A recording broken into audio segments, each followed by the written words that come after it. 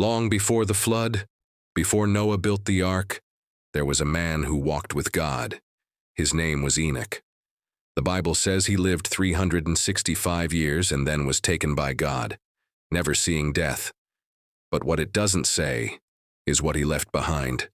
For centuries, there have been whispers of a lost book that tells the story of the world before the flood, a book that claims to reveal how heaven fell to earth, how knowledge once pure was twisted, and how the seeds of destruction were planted long before the rain began. That book is the Book of Enoch, and for thousands of years, it was hidden, banned, and forgotten. It begins not with man, but with watchers, heavenly beings who descended to earth to teach, to guide, and eventually to rule. Their wisdom was meant to enlighten humanity. Instead, it corrupted it. They taught men how to make weapons, women how to use adornment, and the world how to manipulate creation itself. The result was a civilization that rose too high, too fast. It said that when the Watchers took human wives, their children became giants. Not mythic figures, but beings of great power and appetite, devourers of the earth. They consumed everything, and when nothing was left, they turned on man. Archaeologists digging through Mesopotamian ruins have found tablets that describe the same era, an age of divine kings, immense lifespans, and a sudden catastrophe that erased them all. The Book of Enoch describes that catastrophe as judgment. The Watchers were bound beneath the earth, their offspring destroyed, and the world washed clean. But the question remains, why was this story removed from the Bible? For centuries, it was widely read among early Christians, and even quoted in the New Testament. The Book of Jude references Enoch directly, calling him a prophet who foresaw the final judgment. So how did a text once accepted become forbidden? Some say it was too strange, too mystical, too filled with imagery that blurred the line between heaven and earth. Others believe it revealed too much, that it connected dots religion wasn't ready to face. Because if Enoch's writings are true, they suggest that the flood wasn't simply about human wickedness. It was about an infection that began in heaven and spread to the earth. It would mean the world that drowned was the result of a cosmic rebellion, a union of the divine and the mortal that altered creation itself. Modern scholars might call it mythology. But fragments of the story appear in nearly every ancient culture. The Greeks spoke of titans cast into Tartarus, the Sumerians of gods punished beneath the mountains, the Egyptians of beings who ruled before time. Every civilization remembered an age when something from above interfered with life below, and everyone ends with the same event, the flood. If Enoch really did write down what he saw, then the flood was not just punishment, it was containment. But here's where it gets even stranger. The Book of Enoch says these Watchers taught humanity forbidden knowledge, astronomy, metalwork, enchantment, and medicine, knowledge that elevated mankind, but also enslaved it. Some researchers now suggest that the sudden rise of civilization after the flood, the rapid emergence of writing, architecture, and mathematics could be the rediscovery of what those beings once taught. If that's true, then the flood didn't erase their influence completely. It only buried it deep enough for us to rediscover it later. And if Enoch's warning was about knowledge itself, about our tendency to use what is divine for what is destructive, then maybe the story isn't ancient at all. Maybe it's repeating, because once again, humanity is reaching upward. Once again, we are trying to merge what is human with what is beyond human. And once again, we are calling it progress.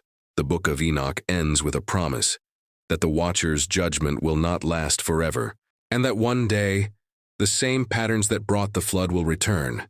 If he was right, then what he saw was not just the world before Noah, but the cycle of human history itself: creation, corruption, cleansing, and covenant. And maybe that's why the book was hidden, not because it was false, but because it was too familiar. The story of angels and men, of knowledge and pride, of judgment and mercy. It's the story we keep reliving. We call it progress. Heaven might call it memory. The Book of Enoch describes a moment unlike anything else in Scripture, a time when heaven looked down on earth and saw beauty, and that beauty drew it closer. It says a group of beings descended to the mountains of the east. They called themselves watchers, guardians meant to observe and guide. But they became fascinated with what they found: humanity. At first their purpose was pure.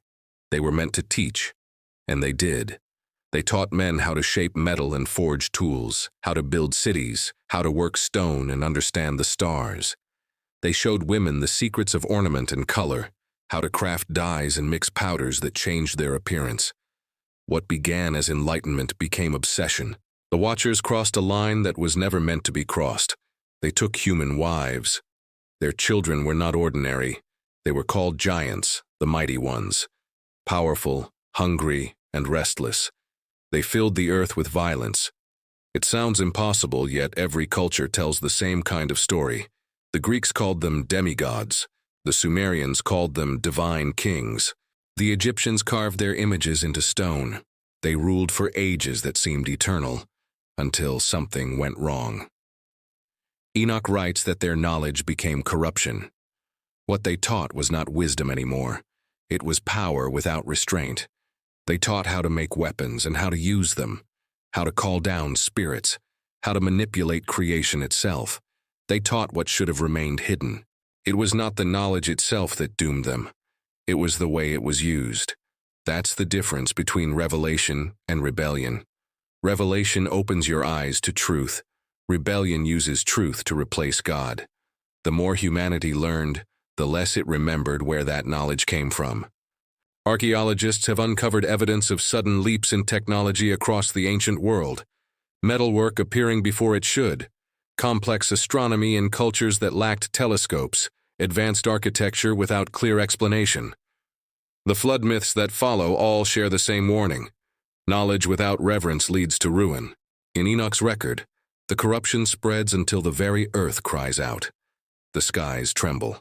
The Creator hears and decides the world cannot continue. But Enoch also describes something else, a conversation. The Watchers beg for mercy. They send Enoch as their messenger to plead for forgiveness, but the answer is silence. The judgment is set. They are bound beneath the earth until the final day. Their cities vanish under rising seas.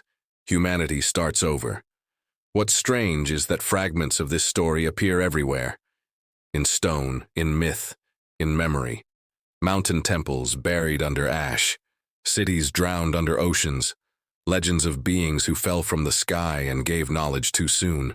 Maybe the question is not whether it happened, but how much of it we've repeated. Every age of man begins with discovery and ends with pride. We find a new way to create, and soon we believe we no longer need the one who gave us the ability to create at all. Enoch warned that when humanity begins to climb back toward heaven on its own terms, the cycle begins again. Today, we reach into the code of life itself. We shape, modify, and merge. We unlock secrets that once belonged to the stars. We call it progress. He would have called it recognition. The same temptation returns in new forms. The same desire to become as gods. The same blindness to what that means. The Watchers were not punished because they taught. They were punished because they forgot who they served. That is the hidden message buried in the Book of Enoch. Knowledge itself is not forbidden. Pride is. And every generation since has stood somewhere between both. We can use what we've learned to build, or to dominate, to heal, or to control, to seek God, or to replace Him. Enoch wrote that in the end, heaven will open again. Not in rebellion, but in redemption. The Son of Man will descend as the true bridge between heaven and earth. The restoration the Watchers tried to counterfeit. The difference between the flood and the return will be one thing: obedience. Maybe that's why the book was hidden. Because it doesn't just tell the story of angels. It tells the story of us. And if Enoch were alive today, he might not warn us about the flood to come. He might warn us about the knowledge we already hold. Enoch wrote that when the Watchers fell, the world fell with them. Their knowledge had spread across every mountain and valley. Humanity had learned to shape the earth, to carve the sky, to command what it could not control. The cities of that age glowed with progress, but their light was built on pride. It was a world that believed it no longer needed God. The Book of Enoch says that when the children of the Watchers began to devour the earth, they turned against one another. The strong consumed the weak. The same fire that built their cities began to burn them down. Enoch was called to deliver a message. The judgment was coming and no one would escape it. Not the kings, not the giants, not even the mountains they had built their towers upon. The heavens would weep, the waters would rise, and everything they had made would return to dust. But even in the warning, there was mercy. A single man was chosen to survive. His name was Noah. According to Enoch, Noah's birth was unlike any other. His father Lamech was terrified. The child's eyes glowed, his skin shone. He thought perhaps his wife had been visited by the Watchers. But when Lamech asked Enoch what it meant, the answer was clear. The child was chosen, not cursed. He would be the bridge between the old world and the new. Noah lived in a time when the world had lost its boundaries. The sky was filled with chaos, the earth with noise. The laws of nature and the laws of heaven had been blurred, and then the silence began. The air thickened, the rivers slowed, the rain started. It did not stop. In every legend that follows, you can hear the echo of that moment. A deluge sent to wash away corruption, the sound of stone crumbling, the cries of those who thought their towers could reach the heavens. Enoch described the flood not as wrath, but as cleansing. The waters were not meant to destroy, but to restore balance. The Watchers had shown humanity a reflection of heaven that wasn't real. The flood was the mirror shattering. What fascinates scholars today is how closely the timeline of the Book of Enoch aligns with the archaeological record. Around the same period, ancient settlements were buried under sudden layers of mud and clay. Entire civilizations disappeared, leaving only fragments behind. The oldest writings we have, from Sumer and Babylon, speak of kings who ruled before the flood, men who lived for centuries. After the flood, lifespans shortened, power scattered, and humanity seemed smaller, more fragile. It's almost as if the world itself had been reset. Some see myth, others see memory, and maybe that's the point. Maybe myth is memory we've forgotten how to recognize. Enoch's words suggest that the flood was not the end of divine involvement, but its renewal. The covenant that followed with Noah was a new start. The bow in the sky was a promise that the same mistake would never be allowed to reach that level again. But history shows that the cycle still repeats. Every few thousand years, humanity rises to a point of brilliance. It discovers, it builds, it believes it has outgrown its creator. Then something shifts. Nature reclaims what man has mastered. The towers fall, the waters rise, maybe not always as a flood, but as a correction. If Enoch's prophecy was about more than his time, then it was also about ours. A warning that pride always leads to collapse, and that divine intervention often looks like disaster until it's over. The flood was a moment when the Creator said enough, not to punish but to protect. Because if corruption spreads too far, grace has nowhere left to grow. The fall of the Watchers was not a myth about angels. It was a mirror held up to every civilization that forgets where its power comes from. They descended to bring light, but they became shadows. Humanity sought wisdom and built weapons. The result was ruin. It's a story that feels ancient. It's also one that feels familiar. Our world, too, is filled with towers. Towers of steel, of data, of ambition. We build them higher each year, confident that nothing can bring them down. But the same forces that raised us up can turn against us in an instant. The Book of Enoch doesn't tell us when it will happen again. It only says that when it does, it will begin the same way it always has, quietly, not with fire or wind, but with silence. That's how every flood begins. When the waters receded, silence returned. The sky cleared, the wind slowed, and the first breath of a new world began. Noah stepped out of the ark into a world washed clean. The ground was soft beneath his feet, the air heavy with the scent of rain and renewal. He stood where an entire civilization had once existed, now reduced to memory. The flood was over, but the message was not. What began with Enoch's warning had ended with God's mercy.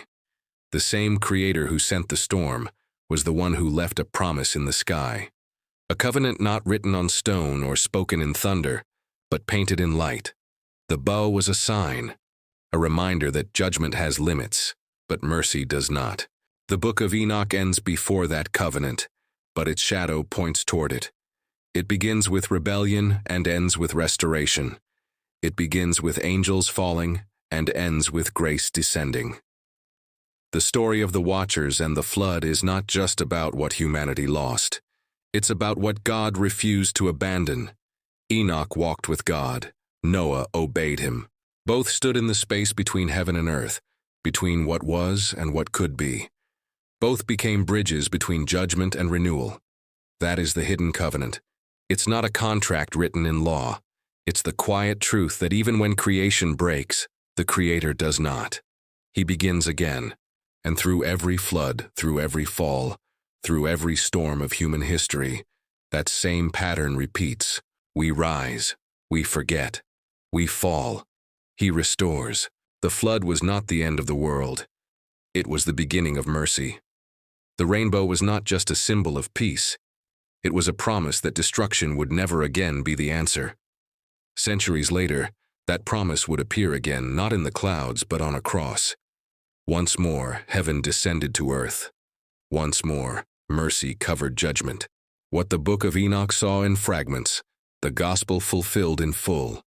The Son of Man came as the true bridge, the perfect restoration between heaven and earth. Enoch saw the first descent of heaven to earth, the one that led to corruption. But the final descent, the one he could only glimpse, would lead to redemption. That is the hidden thread running through it all. From the Watchers to the flood, from the ark to the cross. The same God who brought justice also brought mercy. The same hand that closed the ark opened the tomb. Every age has its flood. Every generation faces its warning, and every soul is given a choice, to repeat the pattern or to step into the covenant. The story of Enoch and the flood is ancient, but its truth is timeless. Knowledge without humility still corrupts. Power without purpose still destroys. But faith, even in the smallest measure, still saves. And maybe that's what we were meant to remember all along. The flood was not God turning away from humanity. It was God turning humanity back toward Him.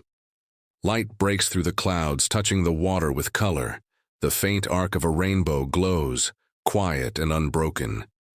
If you want to learn more about the Bible, the mysteries behind its stories, and the truth written between its lines, subscribe now. There are more discoveries waiting to be uncovered.